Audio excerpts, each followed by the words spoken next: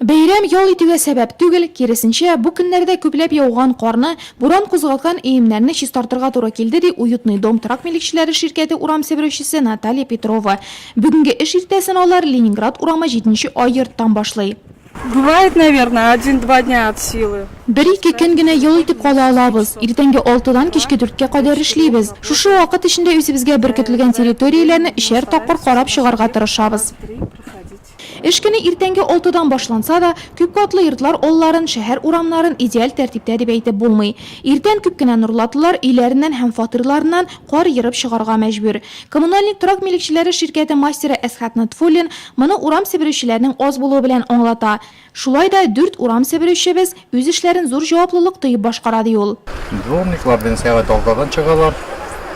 Эшләр ялкәндә подисибләре чисталсын. Әйбәт.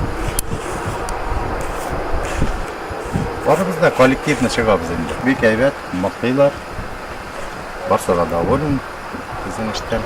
Мул карлы гыйнвар аена аяк бастык. Алда буранлы февраль. Кыш бабай юлларны һәм урамны чистартучыларны күп тапкыр сынаячак әле.